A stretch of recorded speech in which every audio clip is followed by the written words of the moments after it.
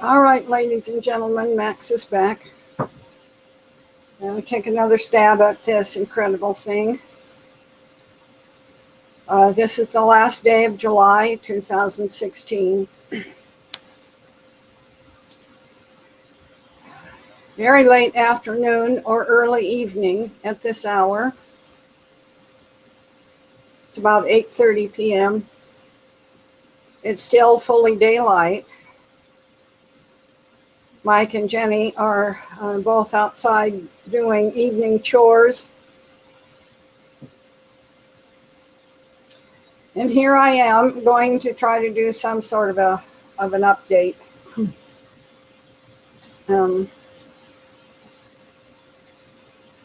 This thing in the background up here, that's the sewing project I've been working on. Off and on at intervals, you know. I just kind of leave the work on the ironing board and pick it up and put it down and this and that. Something was wrong with it. As I am sewing the blocks together, the dimensions are getting very large now, and something was wrong with it, and I couldn't figure out exactly what. I had to take it downstairs and lay it on the kitchen floor where I could stand back and look at all of it at once to see where the error was, and then decide, you know, how to fix the error. Jenny actually kind of liked, she didn't see the error. She couldn't find it. She said, I would have never noticed that. But I knew it was there somewhere. And so I pointed it out to her, and she thinks we should just leave it as is. I don't know. I might take the piece out and fix it and put it back. I don't know yet. It doesn't really matter. I will tell you that I have never in my life experienced the sadness and the loneliness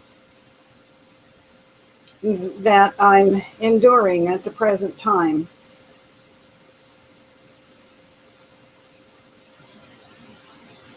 I just,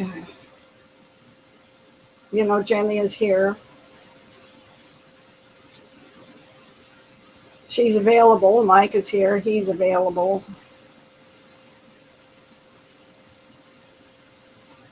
Bodies are not enough.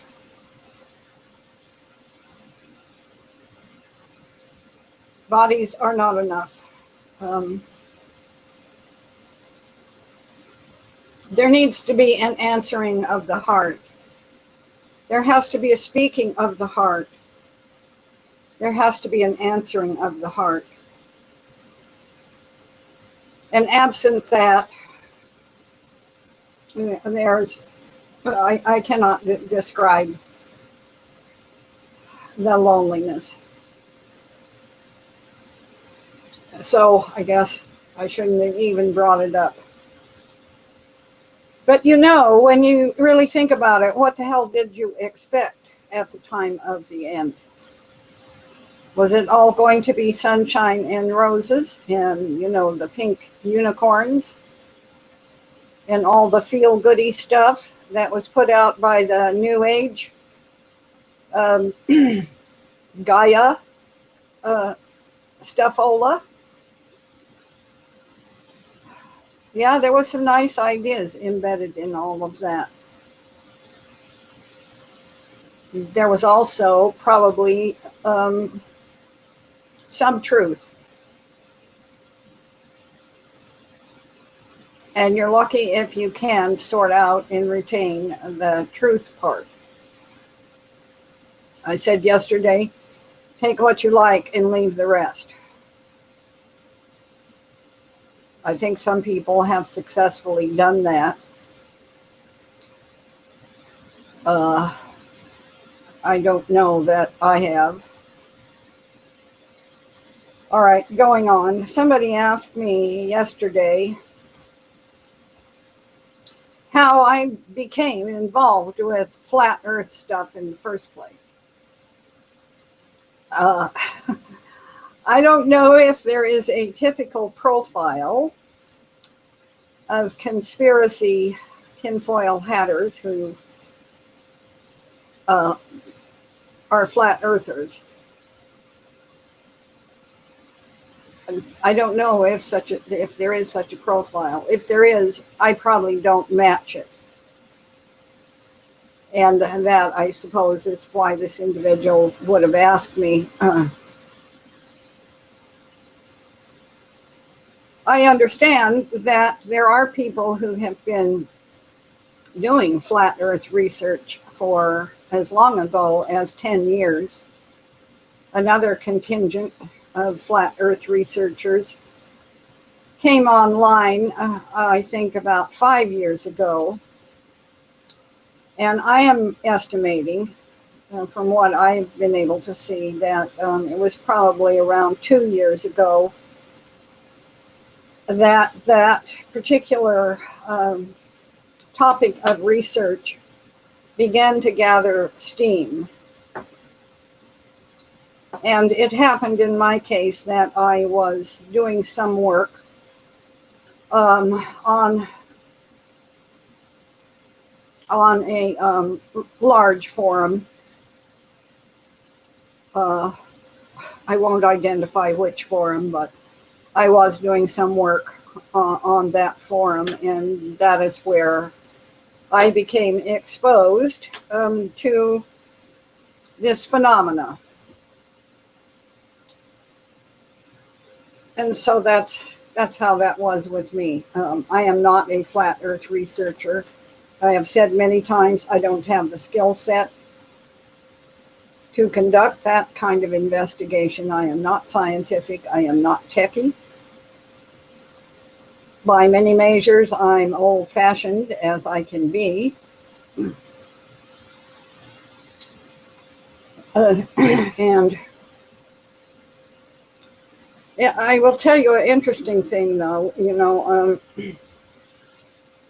When I first arrived in South Dakota, I was traveling in a vehicle with Jenny and Mike, and the road veered off. A perfectly straight road. The roads are laid out on a grid. And that's where the section lines are, or the roads are on the section lines, whichever way. But in any case, laid out on a square grid, the prairie is very flat, and the roads are very flat and very straight.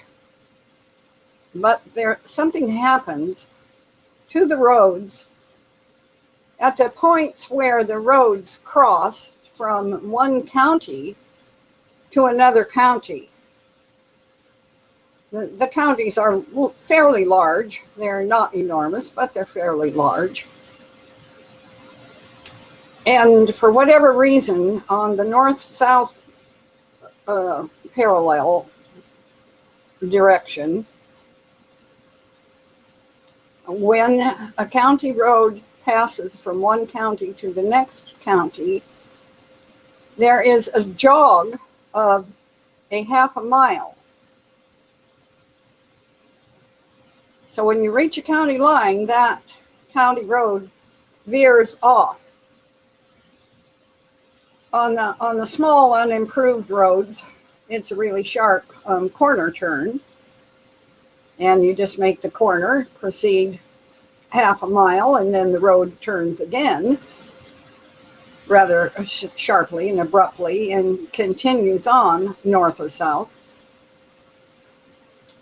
On the more improved county roads, there is a gradual, more of a S-shaped curve. And this happens going north and south on all the county roads through the whole state. And Mike told me in a very matter-of-fact way that they did that, quote, to compensate for the curvature of the earth. He had heard that all his life. It seemed normal and reasonable to him. He didn't doubt or dispute it. He said this to me in a very matter-of-fact way. And, you know, I puzzled about that. And I actually tried to find information. What I wanted to know was who surveyed this territory and marked the section lines which the roads follow in the first place. Who and when was this territory surveyed? I could not find that information, and I looked and looked.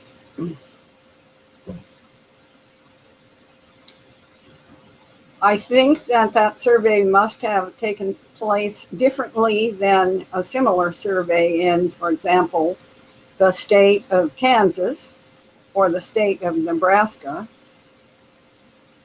because there is evidence, or not evidence, but from what I've been able to see, Kansas was homesteaded. That's what happened there. Kansas was homesteaded. Nebraska was homesteaded. But it appears that the people did not homestead in the same way in South Dakota.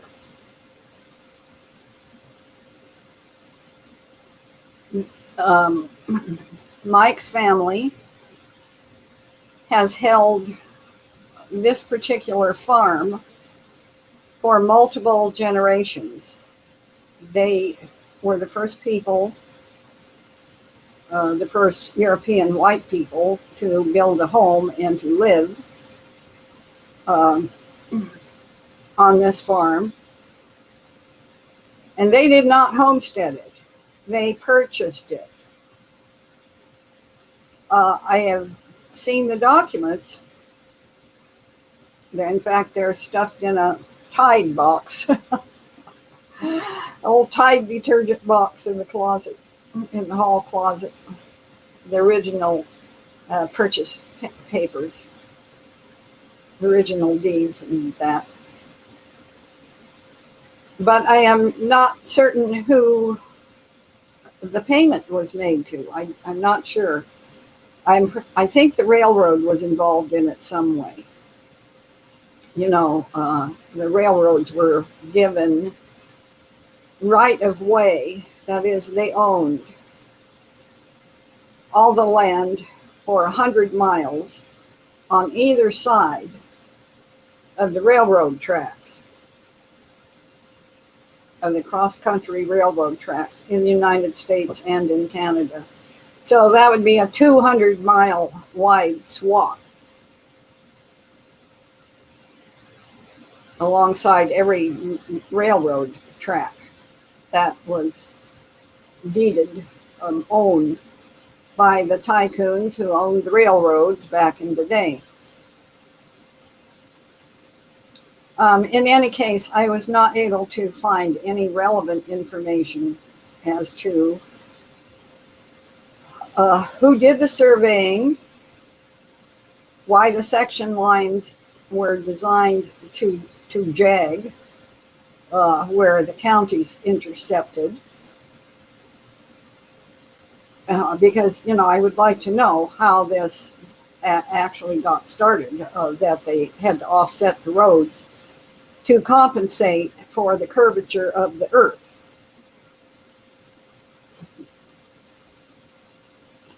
If I get the answer to that, I will be sure to let you know.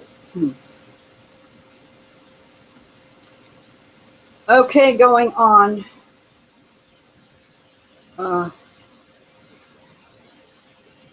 Changing screens, standby one.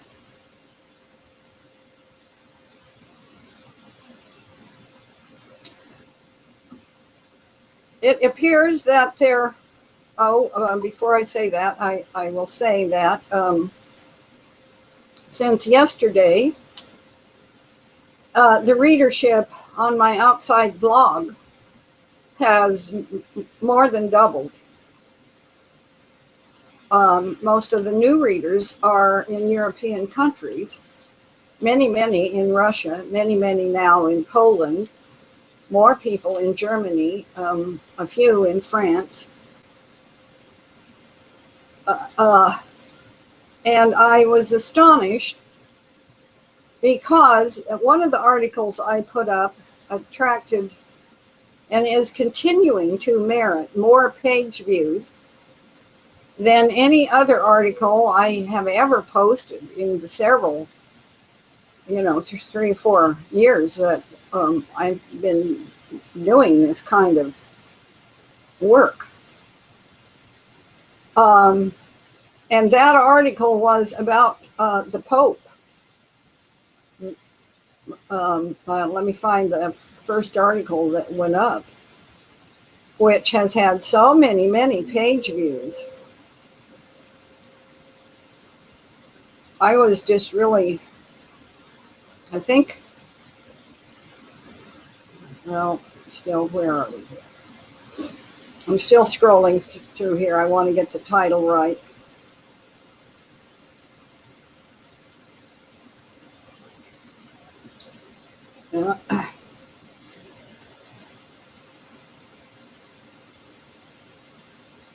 Sorry, my dears.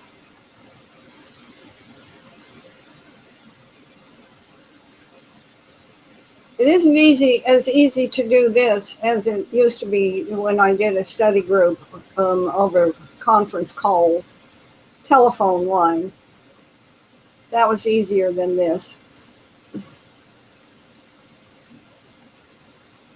Huh.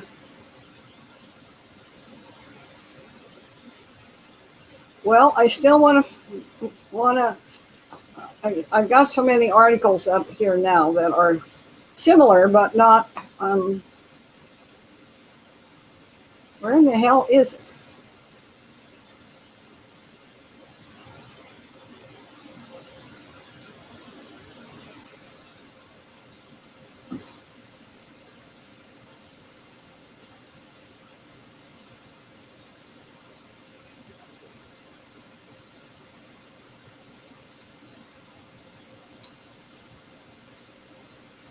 All right, there it is.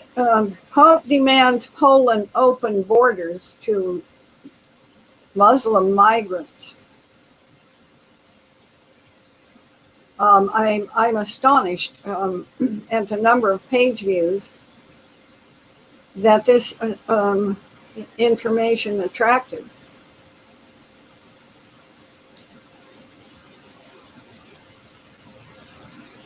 And I think, in my mind, the way I see it, I think this is directly related to the actions and activities of NATO in Poland. And for whatever reason, this information really hit a nerve with the European population. And it is possible that this information is not as openly, readily available.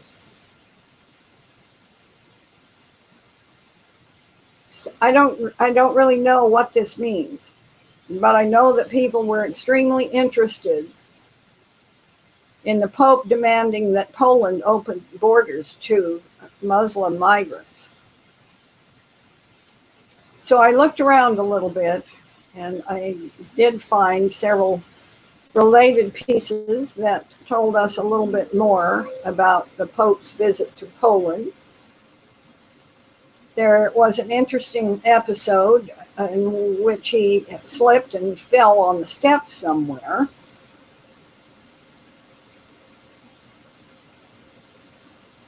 As time goes on, I think we will be able to put those pieces together a little bit better than I can do right now.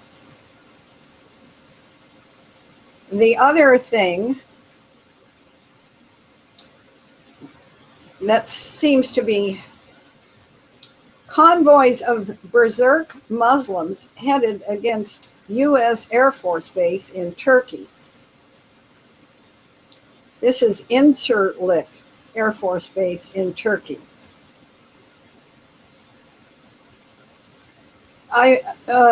Just so you know, I'm pretty sure this is not being discussed anywhere in mainstream media in the United States. The public is not aware. I would be very certain that every Air Force base and other military installation in the continental United States is on full alert. And in that case, the surrounding neighborhoods will be aware that the bases are on alert. You know, there will be servicemen who have part-time jobs in town and who don't show up because they're on alert. There will be husbands who don't come home from work and can't take the kid to Little League or whatever the case is because he's on alert. There will be many subtle changes in the local neighborhoods. And so the local neighborhoods around the military bases will all be aware that the base is on alert. It can't be concealed. Everybody will be aware of it. But there is no big announcement. There's no official announcement regarding these things. And no one talks about it very much. Loose lips sink ships. And the military guys don't say very much to their spouses or their neighbors or their friends. And the families don't say a whole lot, and it's just, stiff upper lip, and everybody just deals with it in a very professional manner. But so the people who are aware that the bases are on alert, and I would be sure that they all are on, alert. But the general public has no idea and couldn't comprehend, if they did have an idea, that anything going on in Turkey would have anything to do with them, their lifestyles, their activities for today, or any other kind of relevance. Even the fact, and I think this is a fact that may be in dispute, about the number and kinds of nuclear weaponry, warheads, that are actually stored on that base in Turkey, which belong to the United States.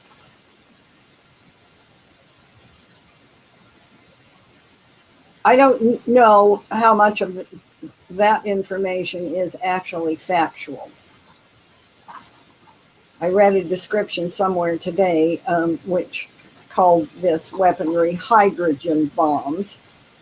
The other day there was a reference that called this weaponry gravity bombs. So hydrogen bombs, gravity bombs, this is old munitions, I think. That's what I think. And, what the hell. But when I hear those terms, I think of the leftovers from World War II that NATO held in their possession and kept in place. I think that that's what the munitions is. And I do imagine that it's, whatever it is lethal enough that a huge mess could be made with it. Whether or not it is capable of creating a nuclear Armageddon is probably doubtful. Could make a big mess, but I don't think that that's the kind of weaponry that could really do a nuclear Armageddon. Although, certainly there are powers that be that want us to think that.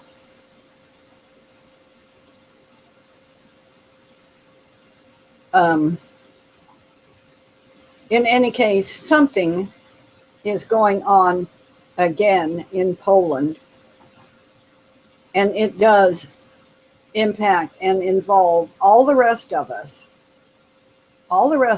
regardless what geographical location, what nation borders we are ourselves in.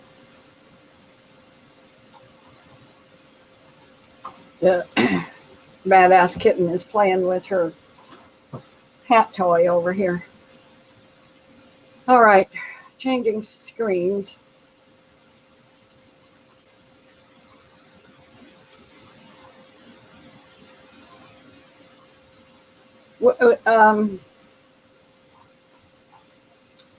Whatever it is that is taking place in Turkey is a major piece. We will continue to watch it very closely as we can through the enormous smoke screen that is created.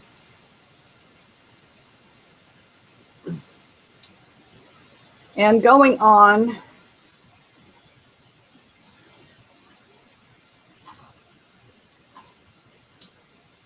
people are inquiring whether this is a second coup in the works or a preemptive action by Erdogan.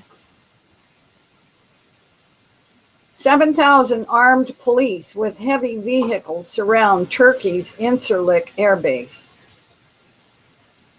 Erdogan points finger at commander of U.S. Central Command. There is no geopolitical event in 2016, with the exception of Brexit, that even comes close to the far-reaching ramifications of the U.S.-sponsored coup d'etat in Turkey. Because of the sheer depth and breadth of the betrayal of Turkey by the U.S. military and NATO, it will be virtually impossible to repair the damage as long as President Erdogan is in power. This is some editor's opinion who has written this piece.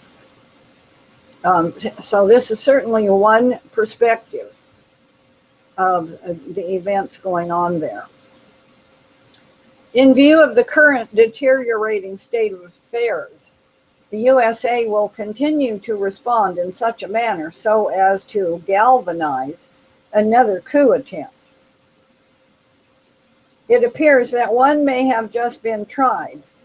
Such desperation reflects the fact that Incirlik Air Base houses between 50 and 90 U.S. tactical nuclear weapons.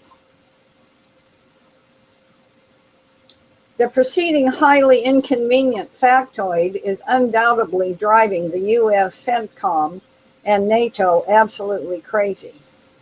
What could be more scary to the USA and company than a Turkey ruled by Erdogan, which has taken possession of such a large nuclear arsenal? NATO nuke base surrounded by heavily armed Turkish police.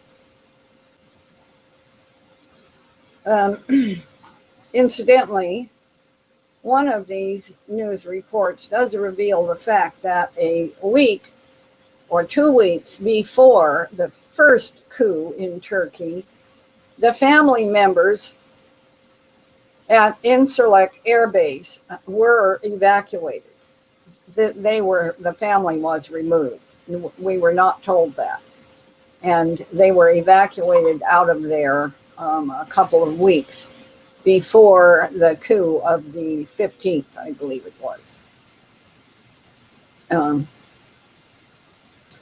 What also appears to be at the crux of the coup staged by the CIA, M16, and Mossad is that Erdogan's Turkey was no longer seen as a reliable partner in crime, especially war crimes. Once he made up with President Vladimir Putin himself, Turkey was blacklisted for a coup, which is exactly what happened. Washington, London, and Tel Aviv wasted no time in launching the ill-fated coup, in spite of the fatally flawed execution plan and the fact that it had been uncovered in all of its fine details by Russia. Turkey alerted to coup by Russia. The bottom line here is that the planned World War III being instigated by the Western powers in the Middle East was irreversibly thwarted. And it was the extreme impatience on the part of the Chicago-based neocon Zionist cabal which self-sabotaged the inordinately reckless takeover scheme. Which brings us to the real $64,000 question here.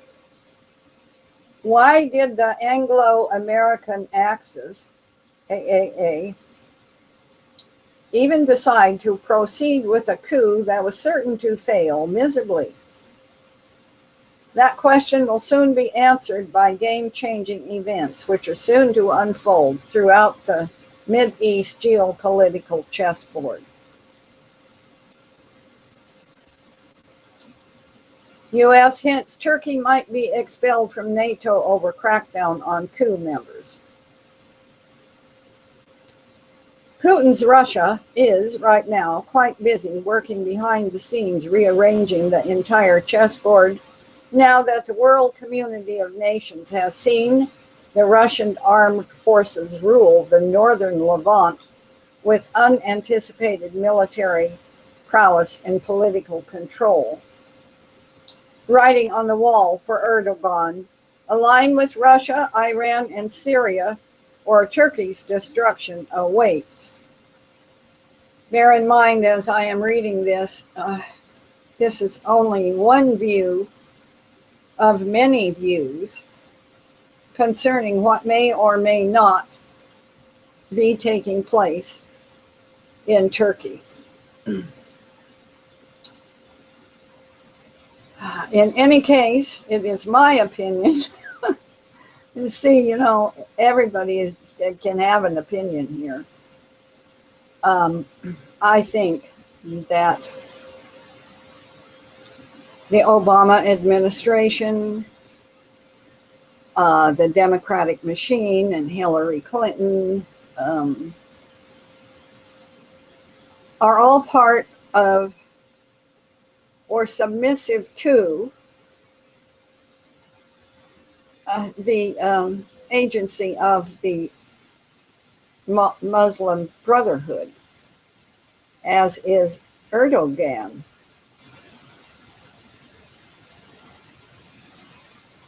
So when I read a description about a fox in the hen house,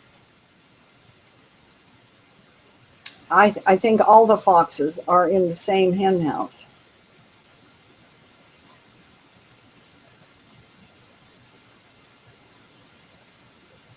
But anyway, we will go on, and we have to.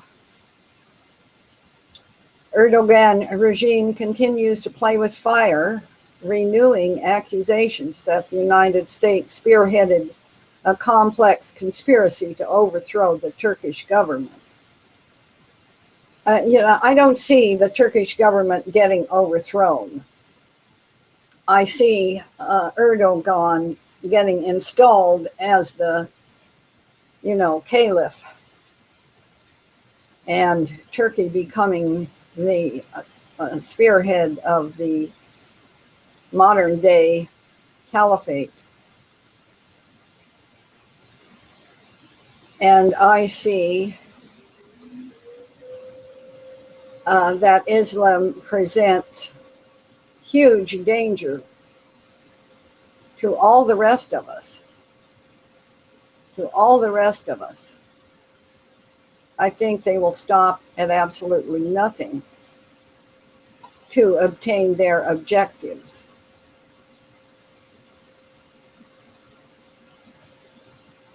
And I think that this is a prophetic encounter.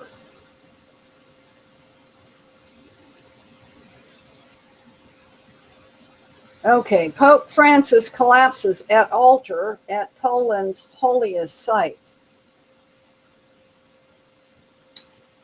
Daily Mail UK reports about the moment when Pope Francis fell over during Mass in front of a television audience of millions while visiting Poland's holiest site. The 79-year-old pontiff stumbled at the altar and had to be helped to his feet as he celebrated a Mass at the monastery in the southern city of Częstochowa. An omen, someone asked. Pope Francis collapses at altar. And Pope Francis has made some statements which various people are regarding as weird.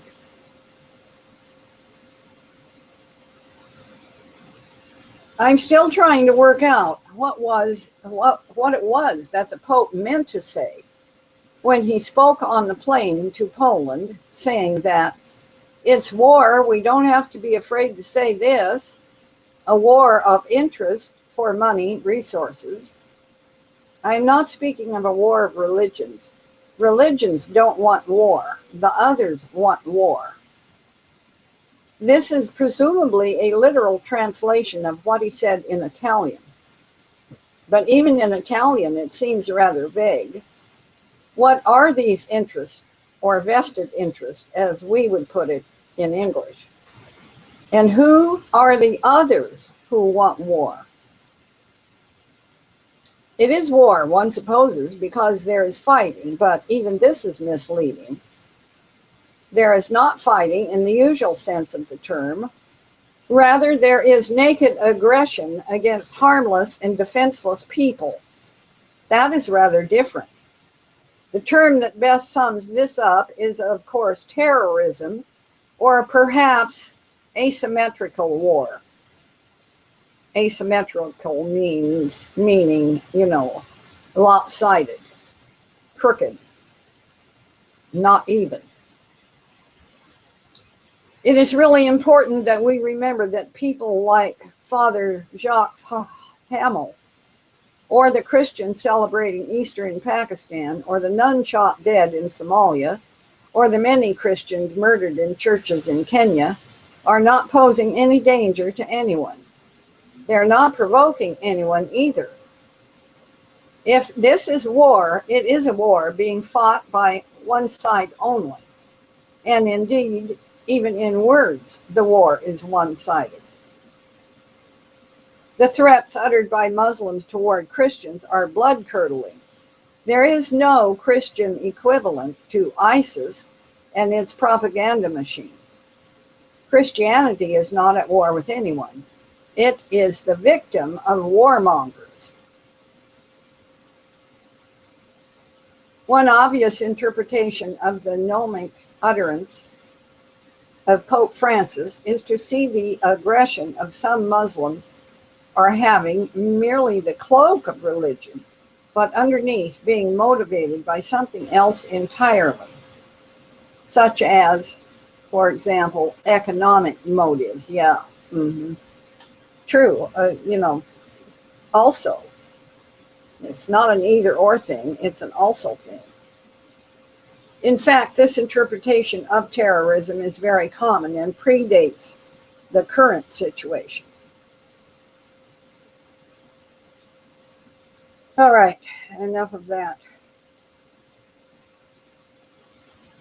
So the situation in Turkey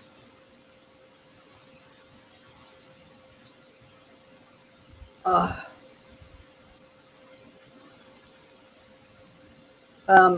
I put up a couple of more videos.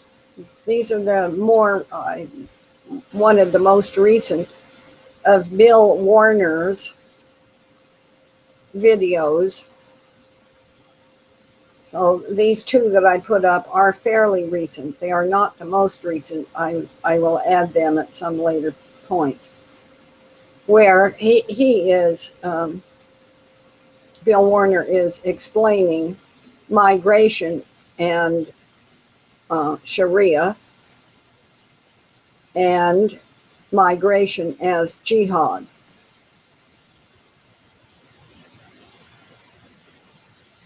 Going on. Another,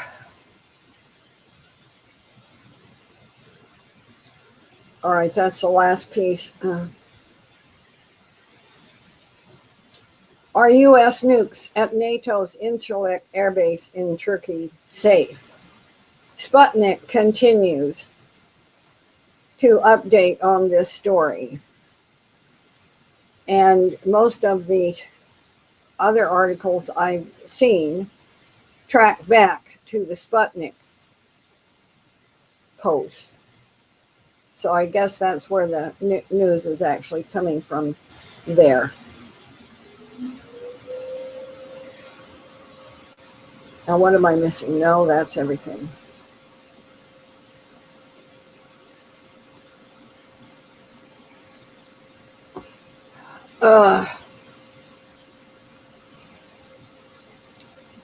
Changing screens again.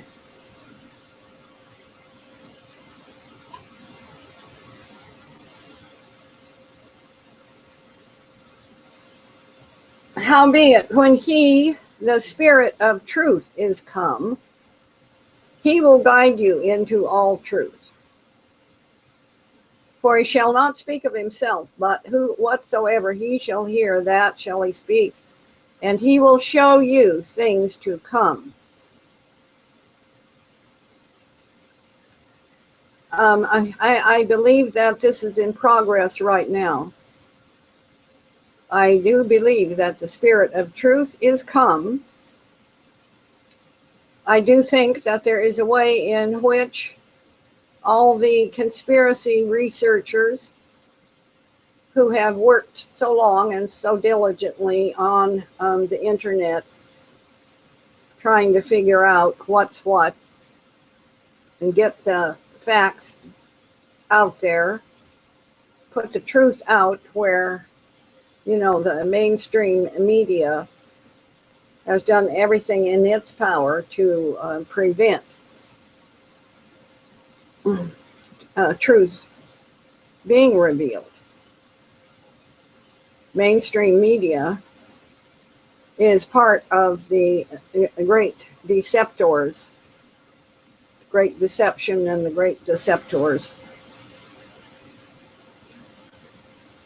Howbeit, when he, the Spirit of truth, is come, he will guide you into all truth.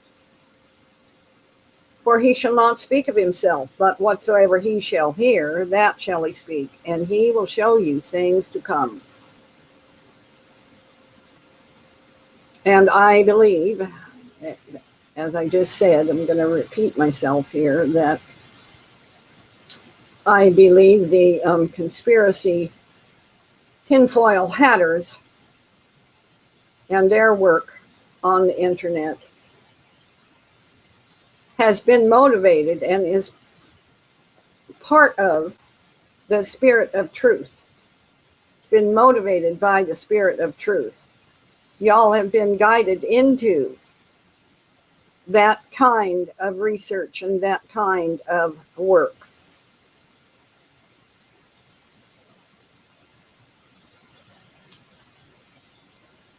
I think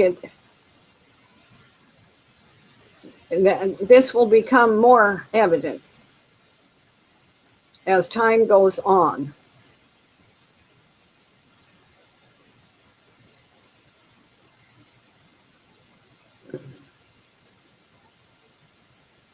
All right, and you know, that kind of answers the question about how I became involved with, quote, flat earth research. I was guided. I was motivated by this compelled,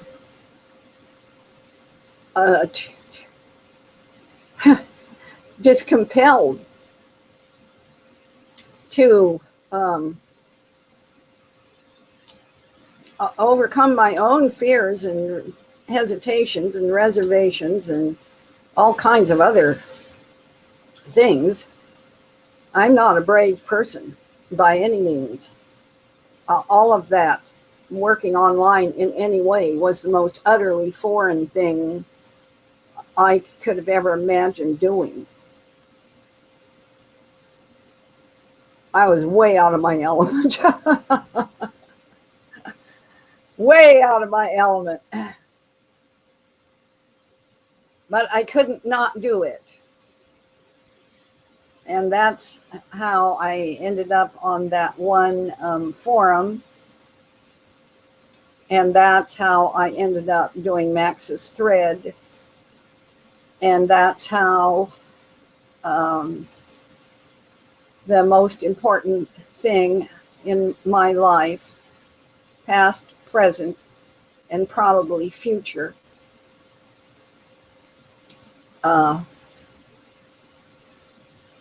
happened.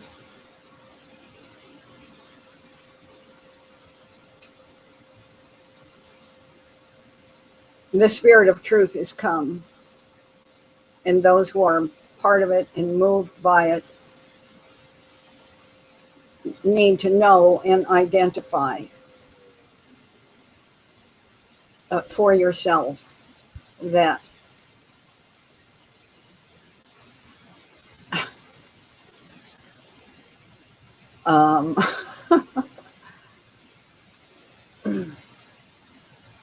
oh, okay.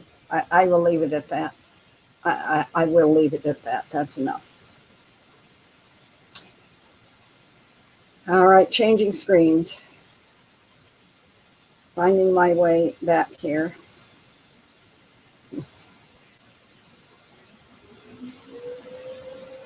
All right. I hope I can return to you in another. It's minute by minute. At some point, you know, we're all going to drop off the screen, or the screen will drop off. And I think we cannot know. I know for certain that DQ had no idea, no forewarning, not a minute's forewarning, when he was going to get taken out. And so, you know, it can happen to anybody. And at some point, it probably will happen to all of us. I guess there is one more piece that I kind of wanted to say something about, if I can find it here. Over this weekend, the new pieces that I have been seeing is the frantic, it's kind of frantic, the prepper sites are just kind of frantic right now, urging everybody to get prepared. Prepare, because, you know, it's coming. I saved a piece a long time ago. I've had it bookmarked, I don't know, 4 or 5 years, about what to expect during the next stage of collapse.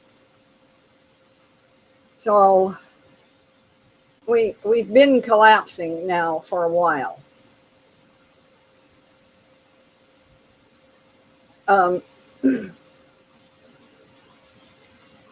What can we do right now? The level of collapse, I suspect, will not be total. This is this writer's opinion. The government is not going to disappear. Rather, it will become more dominant in its posture. Certain sections of the country will be maintained while others fall apart.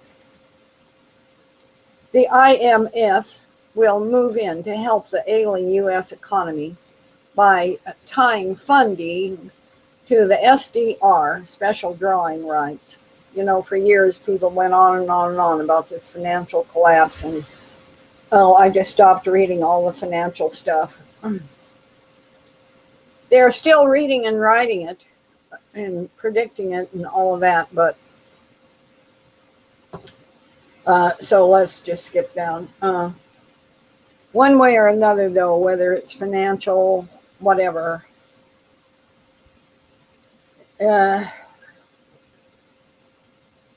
everyone in the liberty movement should have at least minimal solar power capability.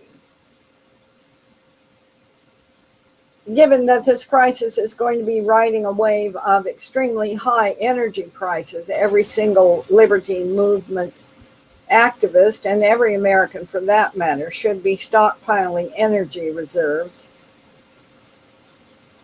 Okay, that kind of stuff has been covered ad nauseum.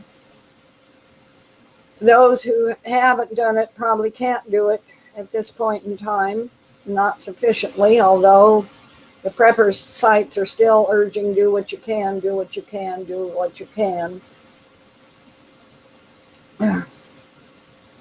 Number 3, the internet as we know it will no longer exist. The White House will apply pre-existing executive orders on U.S. communications to restrict internet use, or a convenient cyber attack will take place, opening the door for federal controls. The web will likely still operate, but only as a shell of its former greatness. Certain sites and email providers will be designated safe, while others will be designated unsafe. This leaves a gaping hole in our society's ability to communicate information quickly and efficiently, and it removes the alternative media from the picture. The best solution I can present for this problem is ham radio, which is very difficult for the establishment to shut down. I think, many changes have already happened to the internet. I don't trust it at all. You never know when you're seeing a fault screen. You never know who the internet trolls are. You find that out the damn hard way most of the time, as what happened in this particular case, which I won't go into, but you all know what I'm talking about.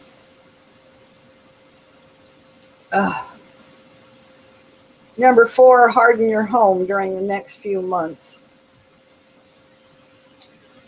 Number 5, learn a useful trade right now.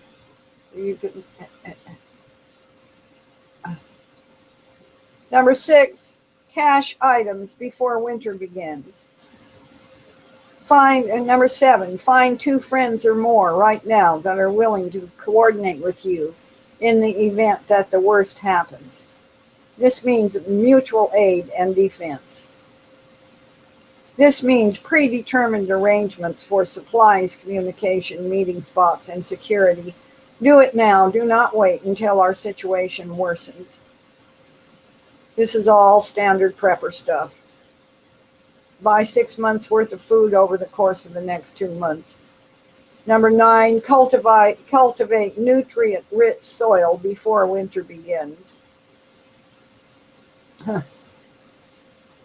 Number 10, gauge the temperament of your neighborhood. Number 11, train for tactical movement over the next 3 months.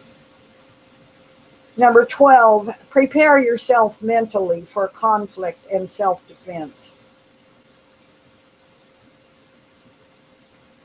That is something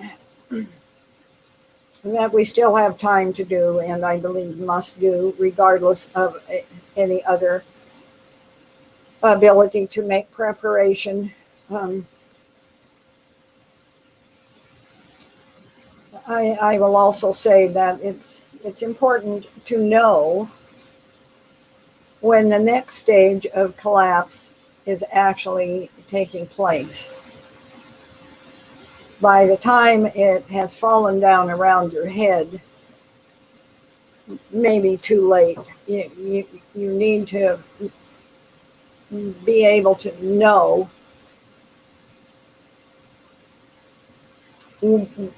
when the change, you don't want to find out at the last minute.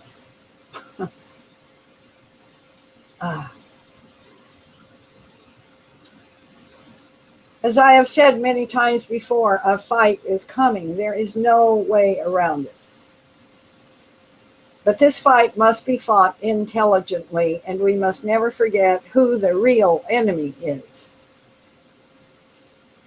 If a revolution ensues and Obama loses control, the establishment could simply trigger a neocon or military coup in order to placate the masses and fool constitutionalists into believing they have been saved. As I said, this piece was written 3 or 4 years ago.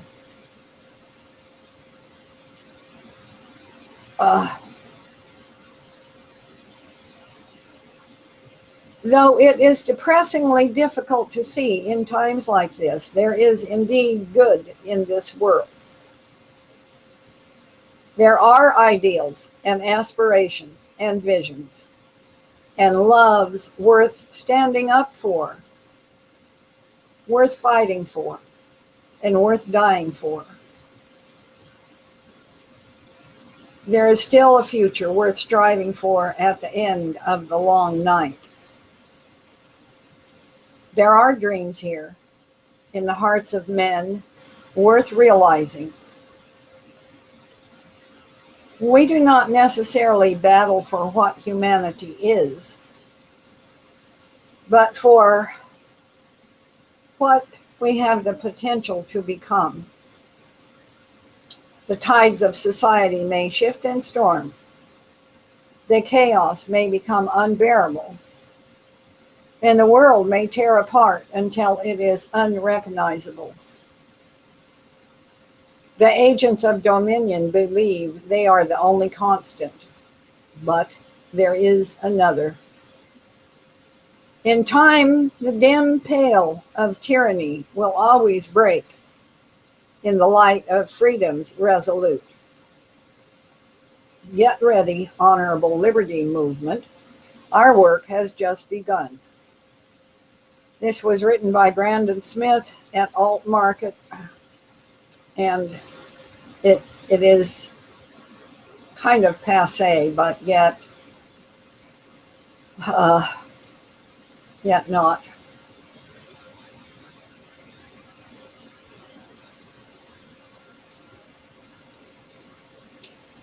All right.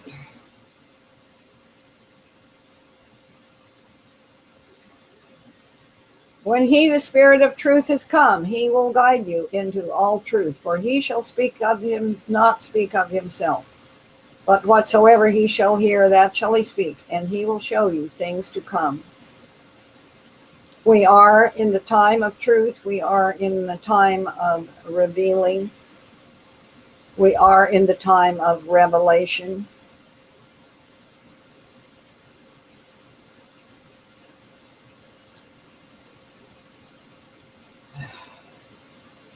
I just hope I can I